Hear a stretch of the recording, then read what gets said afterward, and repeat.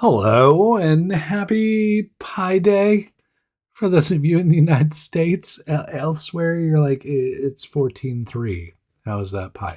But in the United States, it is 3/14, which of course is Pi Day. As the founder of a company called Pi, special place in my heart. But you know what goes really well with pie? Do you want pie with your coffee?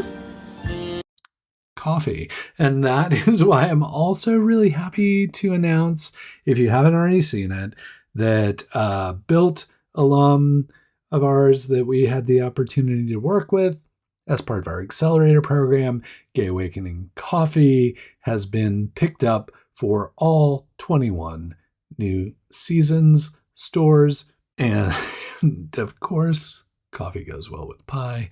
So, congratulations to Gay Awakening Coffee and getting picked up in all 21 stores. Again, not sponsored, just super proud as somebody who has been a very small, seemingly insignificant part of Nicole's amazing journey. So if you happen to frequent the new seasons, consider picking up some of Nicole's products at your local New Seasons because it's available everywhere. So, March being Women's History Month, we wanted to take the opportunity to celebrate women founders in our midst who are doing amazing things, who are juggling all kinds of stuff, but still building really meaningful pursuits here in town, or who have also maybe experienced some difficulty, but have survived, who have prospered and persevered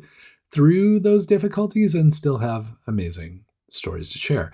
So as part of that, we took the opportunity because, we're trying to do something on the second Tuesday of every month to bring the community together to celebrate startup activity. This month, it was another Startup Founders Where Are They Now, where we got to bring a bunch of amazing women founders to the stage, hosted by Cami Chaos. I would like to take the opportunity to highlight each of the founders who joined us for this conversation. And of course, I'll link up the video so you can see all of the interviews with these folks because they were amazing. Some of them, honestly, trigger warning. Some of them are very rough and very real and very emotional. And I'm really humbled that we created an environment where these founders felt comfortable sharing so much with the community. And I thank them for taking the opportunity to share things with the community. But some of them are a little challenging, but I will link it up so that you can see it. And, please comment, please follow these founders, please support them in the next phase of their journey.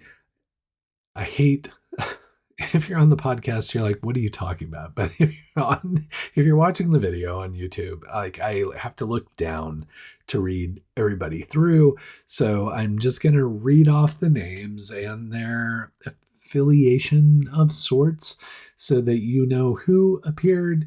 And of course, once you get to the video, if you're like, oh, I really want to focus on this person or see what they had to say, everything's cut up into chapters. So you can jump to exactly whom you would like to view, but I hope you take the opportunity to view all, maybe not all in one sitting, but maybe take the opportunity to spend time with each of these founders if you didn't get the chance to attend the event. And if you did, I hope you revisit and reflect on the stories that these founders shared, because each and every one of them is super insightful, super impactful, has something you can take away and that will make your journey and your life better.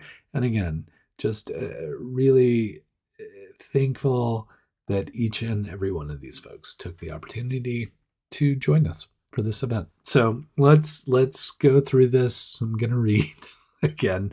Okay, so we started off with Laurel Burton and Tessa Baston. Laurel is the CEO. Tessa is the CPO, the Chief People Officer of Instrument. They hosted the event. Great conversation there. Sylvia Salazar of Tono Latino took some time to take us through what it's like educating people about modern day politics, as it were. Hazel Valdez, who is now with Literary Arts, but was previously with PDX Wit when she was in Pi. Kat Miller, early, way back when in Pi, but also now her new pursuit is Foxbox. And yeah, this is one of those really challenging ones that even just thinking back is challenging, but like her energy and her passion around solving a problem that came directly out of like significant trauma she and her family experienced is well worth watching, and always thankful to Kat when she takes the opportunity to share her story. Like she's one of the good ones, and like just an amazing story. So I encourage you to watch that one specifically if you can. Went to Johannes, working on one of the, if not the largest, like reclamation projects of like property and rebuilding and development in the United States, if not the world, for specifically for the Black community. Just a really interesting story. If you haven't tuned in to the Albina Vision Trust story, great grounding for you there. Ada Nicolaitis, who was one of the later Pi in the WK, Wieden Kennedy days, one of the companies that came through there. Great insights into like the inspiration for the business, but also where the business is today. Jocelyn Rice, who part of the Built community, was on our board, was like creating, like she's done everything from like Columbia to the Design Museum to building her own brand of apparel, and interestingly, like building a Black focused apparel brand in the whitest city in the country. Super interesting there to hear her perspective and her insights. Catherine Reinhold, who personally thankful has taken the helm at Built Oregon to really lead it into the next era, taking over for Mitch Doherty, and more importantly to me, taking over my interim director job at Built Oregon. So lots of insights there. And then finally, Julia Nero, who joined us at Pi, was really part of that last Pi class that really had a true demo day that wasn't some weird, like manufactured virtual demo day kind of thing. Like she was on stage, she showed up, people showed up at the Aladdin Theater, and it was one of those like great community events. But also, Julia was one of those people who appeared on the TEDx Portland stage, who really told an amazing story there as well.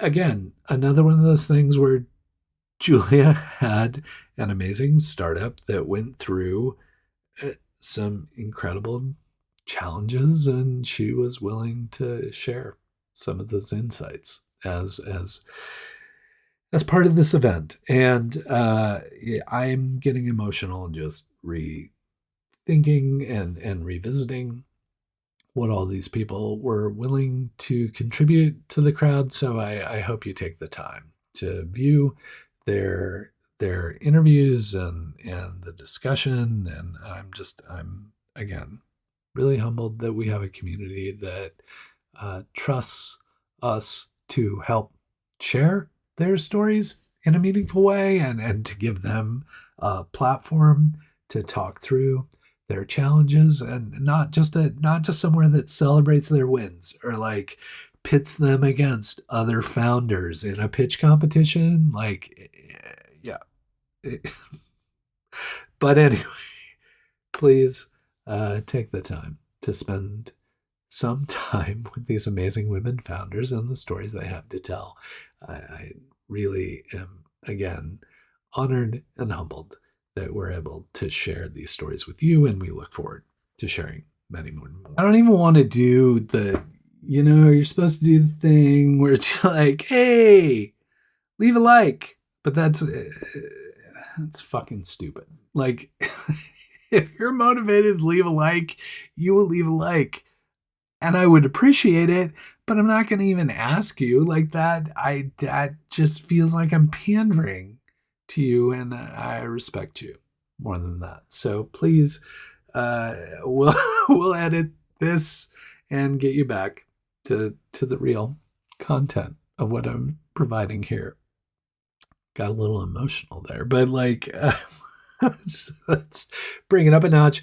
The positive, happy.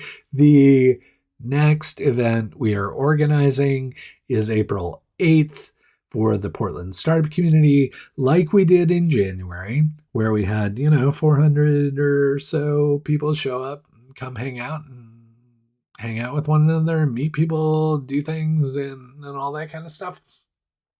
Doing that again in April. We'll probably do it on a quarterly basis. But people are like, why should I go? What is this thing? And I've been trying to think of an analogy or a feeling that you might have from these kind of events. And the best thing I've come up with so far is what I was kind of hoping it would be. And luckily, I didn't make it happen. It just kind of happened. I was hoping it would be it, and it made it to being the thing.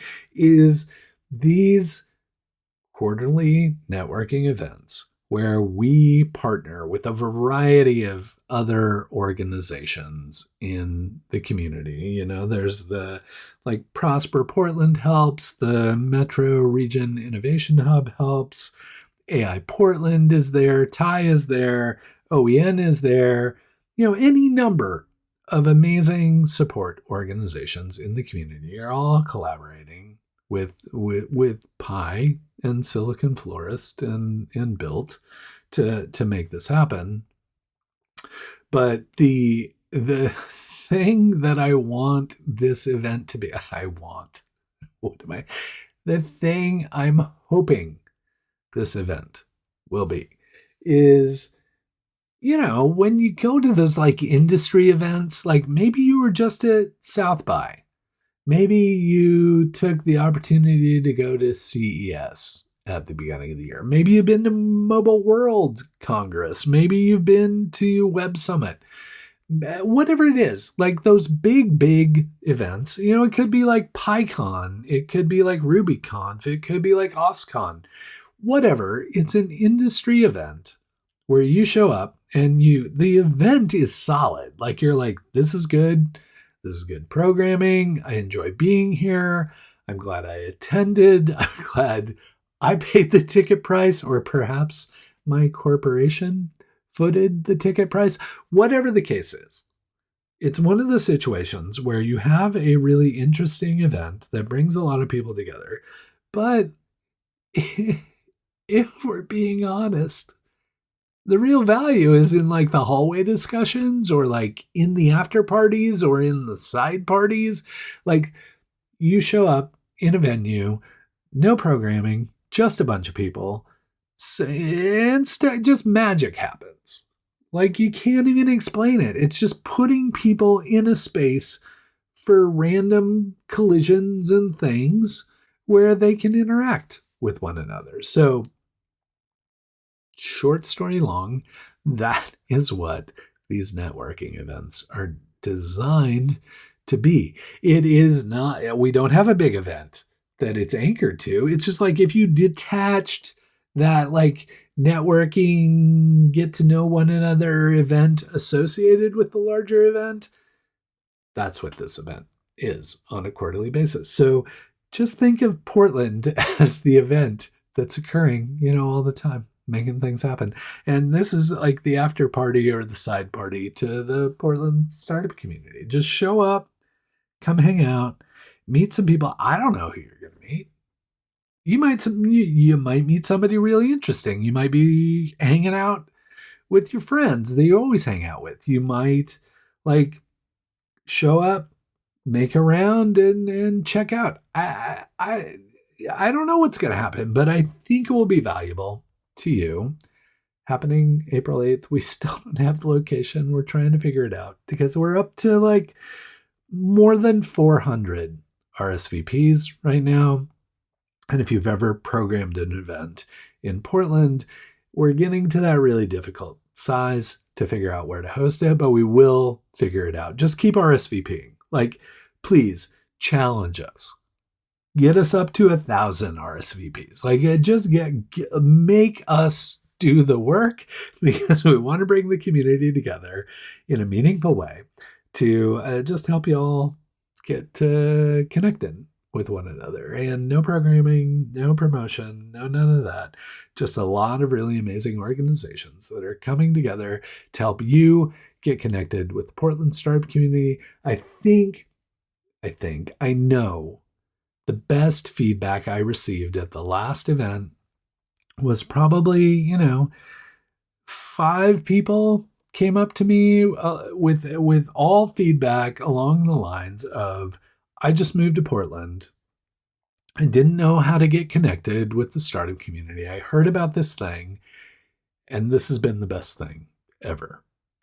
And that kind of feedback, that kind of engagement is why we're doing this. We just want people to be more engaged, to get connected, to have those random collisions within the community that help them feel like they're part of the Portland startup community, that get them on that path to getting them more widely connected in our community.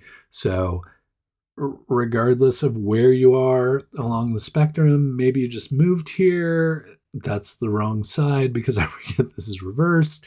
Maybe you just moved here. Maybe you just, you're starting to get to know people. Maybe you don't know anything that's going on, but you're in this space. And then there are all these people who are like, I've been here forever. I feel like I know everybody and I know everything. Let's get these two groups together. Let's make stuff happen. So that's what April 8th is about. Please RSVP if you can. Even if you're like, I kind of think I might want to go to that.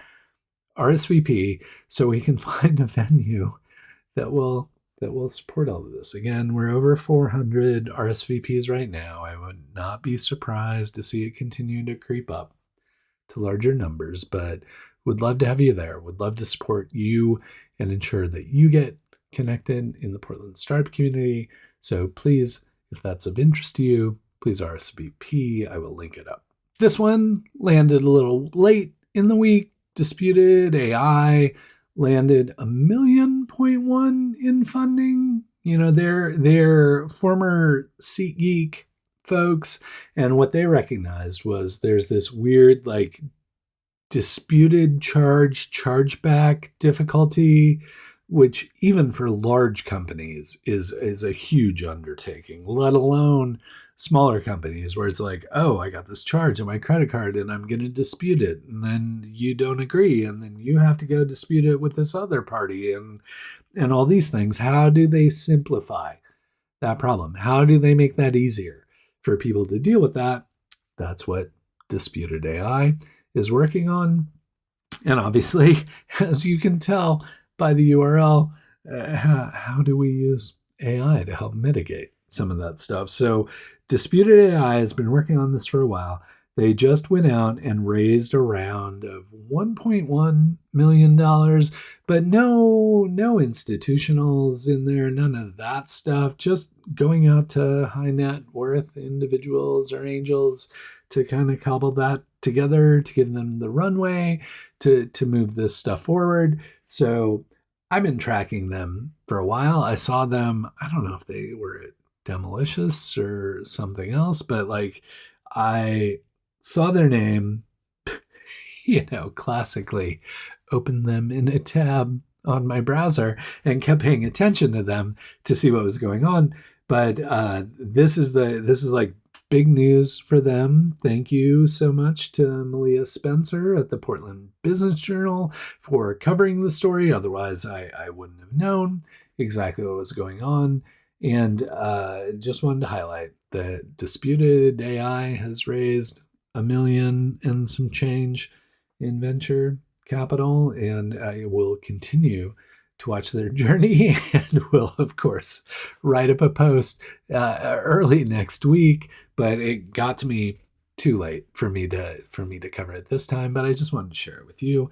We're friends. We're friends here. I wanted to give you the inside scoop on what was going on even before I wrote it up on the blog. So keep an eye on Disputed AI, and if you have disputed charges, check out Disputed AI. And with this $1 million, really excited to see what they do next. Speaking of investors, like I know I said high net worth individuals, but this is more like aggregated high net individuals, all, and also institutional. Our friends at the Oregon Venture Fund, John Maroney and crew, have been doing a great job of putting together regular gatherings to highlight AI companies in town and what they're building. And what I love about this is it's not a pitch competition. I'm so tired of pitch. I am so tired of pitch competitions. I'm so tired of like founder is tribute. Like, are you not entertained? Like pitch like great. I'm a huge fan of pitch events that are like, yeah, maybe somebody gets a little more money, but everybody gets compensated for participating in this. That's fine. I'm cool with that. Like, if everybody's getting something for like being part of it, great. But these things where it's like, let's cram a bunch of people into the same room and like have all them pitch against one another, and then somebody gets a big check for like $5,000. Like, honestly, I'm just tired of it, because founders deserve better than that. And, yeah,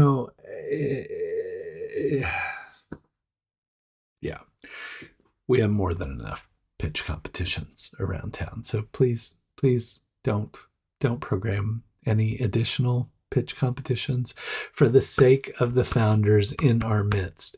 Please do not program any additional pitch competitions. Like, make sure, or program pitch competitions to your fucking heart's content, but like make sure everybody who participates receives some financial contribution as part of participating. Like, that's what I love about Pitch Black, Pitch Latino, like these kind of level events is like, yeah, we're putting up people on stage, and yeah, Pitch Latino just had even Pitch Latino Tri-Cities. Like, we're putting founders on stage, but even the founders who take the opportunity to participate are getting some value out of it in terms of financial reward. That's all I'm saying. Like, don't put people up there and then be like, oh, yeah, that was good. Okay, cool. Thanks, we're out. Like, make it worthwhile. And on the founder side, look at the pitch competitions, and if what you need, again, I know there are plenty. We've got plenty of pitch competitions. And if there's an existing pitch competition and you are a founder who needs reps on your presentation, if you need to test drive it, or you need like, my hook's not quite landing, or like, I don't know if this part is working, or is this going to resonate with the crowd? Great. That pitch competition has value to you because you are test driving something for your company.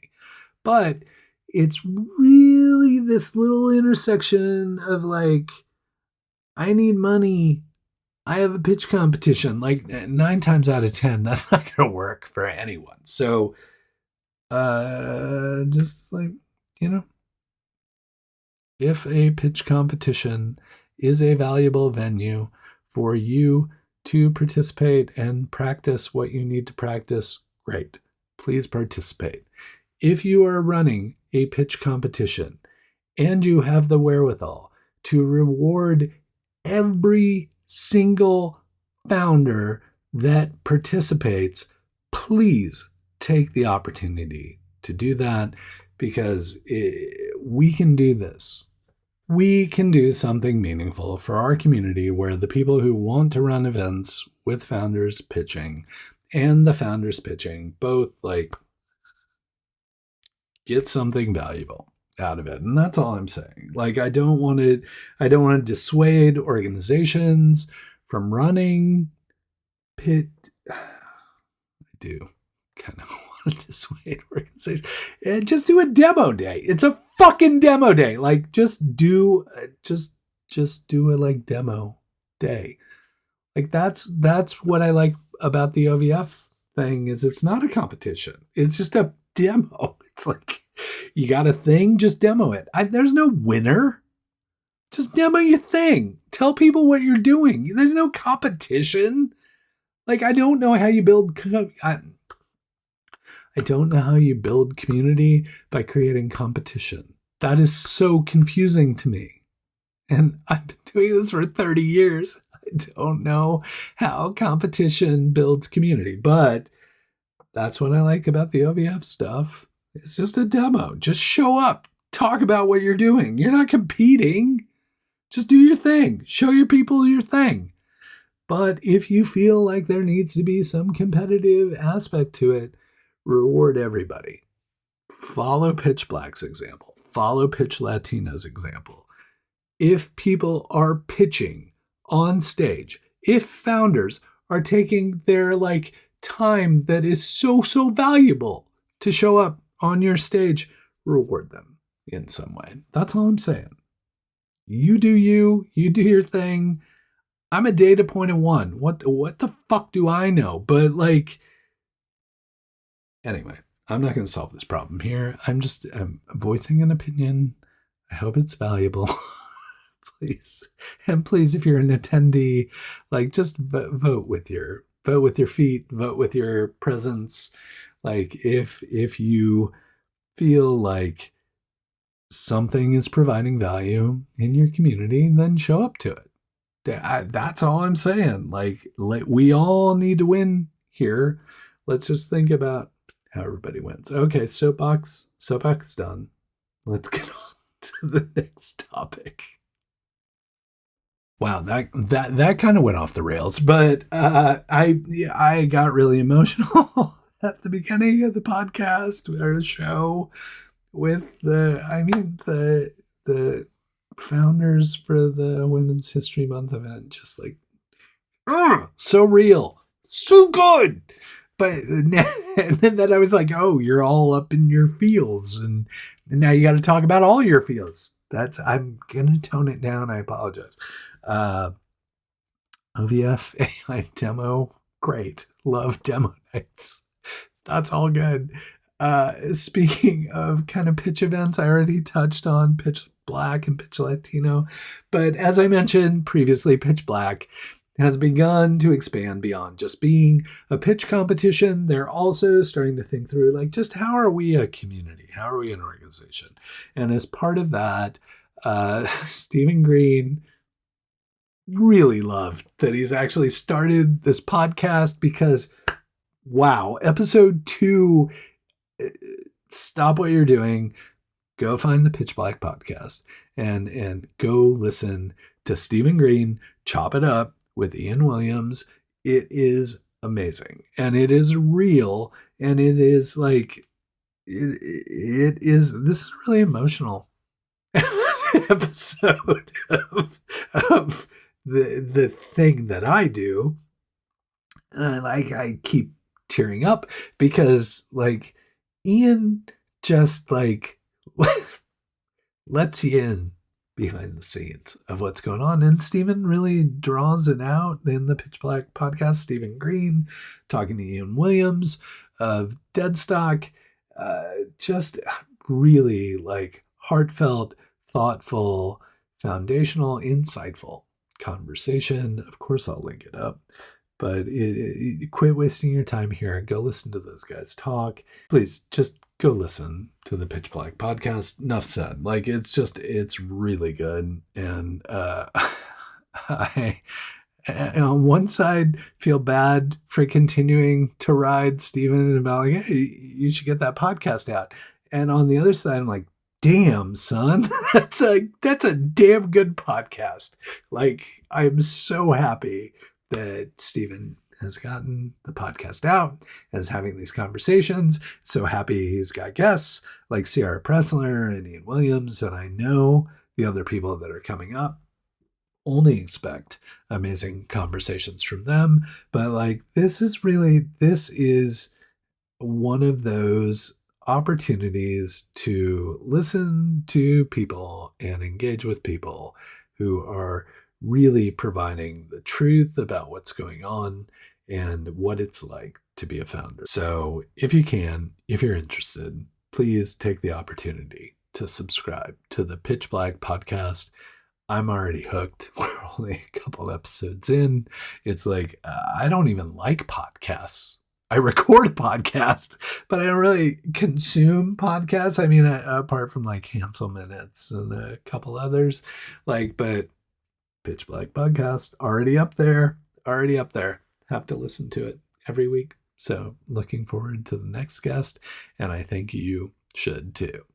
Okay, speaking of conversational podcasts, I heard you. I put a poll out. I was like, hey, lots of people have been pushing me to do long form interview podcasts with people in the Portland startup community. And as soon as I put that out there, like, some people are like, yes, why haven't you been doing that? We've been waiting for you to do that. Other people are like, hey, I'm the person you want to talk to.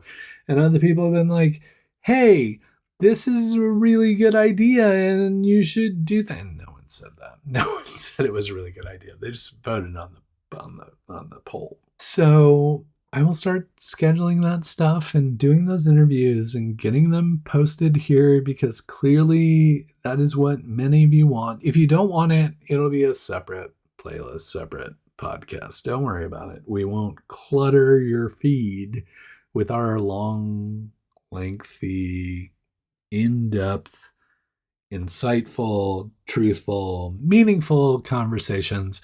If you just want the fluff that I throw out week to week, just stay here, because I'm all about the fluff. But we'll get into some other conversations here and there, and I sincerely hope you will join us. Like, I know I will enjoy it. I love hearing from the amazing people in our community, and I would love to share that with you. But if that's not your thing, that's cool. Don't worry about it. Like, it will just do that thing. I'll record that thing. Maybe other people will listen. Maybe you'll listen. I don't know. But seriously considering a longer form interview podcast format with interesting people from the Portland startup community. Thanks to everyone who responded to the poll, who provided that feedback on what they would like to see. And thanks to all the folks I've kind of hit up who are like, yeah, I'd totally chat with you for an hour, 90 minutes, figure something out. So it could get interesting, or it could be really fucking boring. I don't know. We will try and see what happens with that format. Setting it up, hopefully have something coming to you soon. Lots of feels here. I understand as a founder, you're always kind of all up in your feels, but you have to keep it contained. You can't really reveal it. You can't kind of tear up on camera like I've been doing throughout the episode. So hang in there. You got this. I know it's rough. I know being a founder is more challenging than you thought it would be. I know it's more stressful than you had hoped it would be, but you got this. Hang in there. And until we get the chance to chat again, please keep up the good work.